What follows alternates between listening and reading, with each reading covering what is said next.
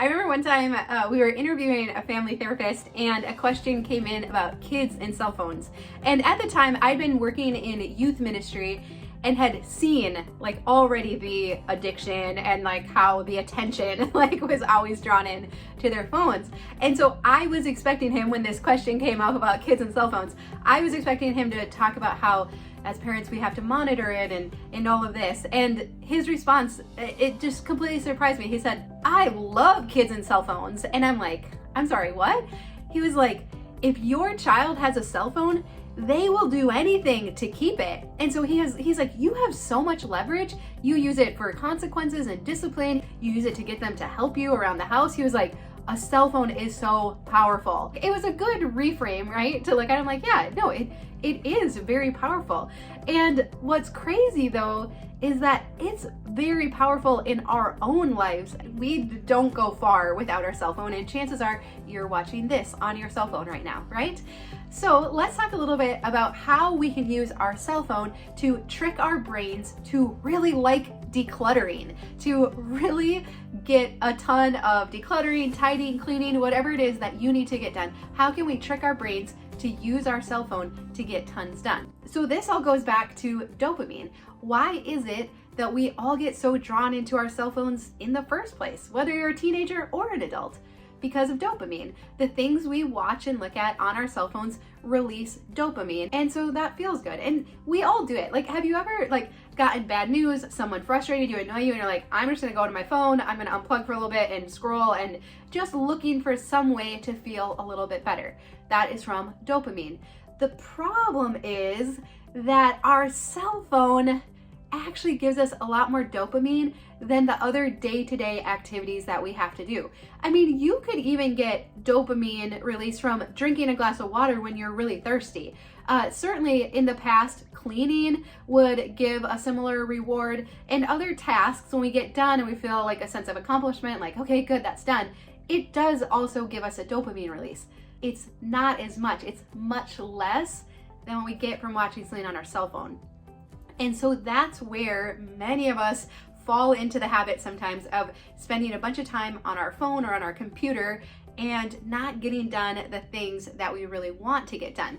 Most of us really want to declutter our house, right? We believe the benefits are going to be really great. And so we have this desire to declutter our house, but we just never seem to have the motivation. And so we're going to talk about how to use our cell phone to trick our brain. But I was listening to a really good talk by Mel Robbins, and she talks about this a lot, that motivation is fleeting. It's a feeling. You might wake up and be like, yeah, I'm going to declutter this room today, only to 10 minutes later be like, meh, whatever, it can wait till tomorrow, right? And so she talks about how motivation is so fleeting and we can't wait for it. We can't hope and wait for it to come for us to do our decluttering and to tackle the spaces that we need to. So getting back to the cell phone then, what do we do? So if we can recognize this, that when we watch our cell phone, we get a dopamine release and we feel better, instead of feeling bad about that or feeling bad or shameful about all the time we waste on our phone, we just need to switch how we're using it. So what we do instead is we use our cell phone as a reward. So we're tying this activity of decluttering to a dopamine release, which comes from our phone. And so we use our cell phone as a reward, and that's how we can trick our brain into really starting to like decluttering or any other unpleasant task that you need to do. You could say something like, I'm not going to watch any YouTube videos unless I'm walking on the treadmill or decluttering, or I'm not going to listen to that podcast until I'm doing the dishes, or I'm not going to go on my cell phone at all until I've done my spiritual practice for the morning. And so what I love about this is it's not saying that my cell phone is bad or I'm bad if I like spending time. That is a biological response. If something is making us feel better, we're gonna wanna do it. So instead of looking at that as a bad thing, we just say, how can I use this to my advantage? And it's by using it as a reward. So why don't we spend a few minutes decluttering in here? Now, here's a couple tips. So if we want to start switching it to use our cell phone as a reward, we want to start with a low amount of time. So if I look at a space like this, I'm not going to say, okay, I have to work on that room for an hour before I get to go on my cell phone. We're not going to do it, right? We're not going to be able to keep that commitment to ourselves. But what if I say I'm going to work on it for 5 minutes?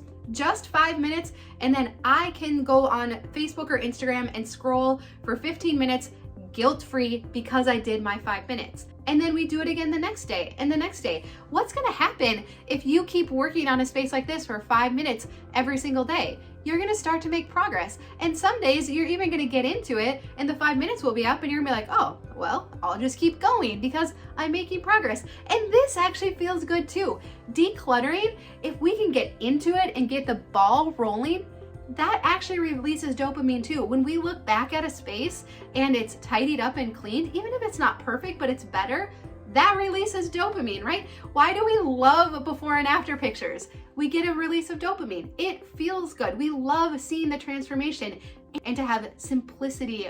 And so if we can get back into it, again, by using our phone as a tool, as a reward, we're gonna find that the motivation starts to come because this feels good to make progress. And so I love this, again, because I know for many of us that we feel really guilty about the amount of time that we spend on our phones. And we know it takes away time from our family and from the things that we should be doing. And so I love that we can simply flip this and take something that's been kind of negative in our lives and make it much more positive. And this also works with your kids as well. So like we said in the beginning, kids and cell phones, like you want to get them to do something, take away the TV, the tablet, or their phone until they do it. They're going to be very motivated. They're going to whine a ton. Don't get me wrong. They will go down fighting, right? Okay, so is this perfect? No. This side feels awesome. This side I still have some work to do on, but it feels so good just to get back in here, refamiliarize myself with what was in here. I had built it up to be all these deferred decisions, all these things I didn't know what to do with, and actually it wasn't hard decisions at all. There's a lot of stuff I had to just go put away. I put stuff in the garbage bag. I didn't even actually put anything in the donation box. And so just spending 5, 6, 7 minutes in here, I feel so good about myself. And if I would have spent that same time scrolling on Instagram, I would not feel any better. In fact, usually I feel a little bit worse. So if we can start to make this switch, start to use our cell phone as a reward, I think that you can make tons of progress in your house too. And again, it doesn't have to be big chunks of time. Even just rewarding yourself after 5 minutes of decluttering, I think if you do that day after day, you are gonna see huge progress. And also remember that tidying up is how we maintain our process. If you ever get frustrated because you're like, I've decluttered so much, but yet it doesn't feel like it, simple living doesn't fix everything. We still have to like pick up and keep our space tidied up. So they definitely go hand in hand. But again, using your phone as motivation, you can tidy up in a few minutes. It does not take a long time. It's just really getting into that habit and figuring out what works for ourselves to motivate us. Because again, if we just wait for motivation to come, like, there's nothing wrong with you, but it never comes. That's how most of us are. We assume everyone else is super motivated and we're not. There's something wrong with us. It's not like that. It doesn't just come like out of nowhere and hit us. So we do these things, we do these tricks, we use our cell phone as motivation, and over time it becomes a habit and it's really not a big deal anymore. And you can maintain your house and enjoy a simplified house, and it's so good. It's so worthwhile. So keep pushing through, figure out what kind of reward works best for you, and it is going to be so worth it. All right, well, I would love to know, do you think this would work? Do you have any tips for motivation or tricks that you use? It's so helpful to hear. So if you would share that down below, that would be super helpful. But I love you. I hope that you have a great day, and I'll see you again soon.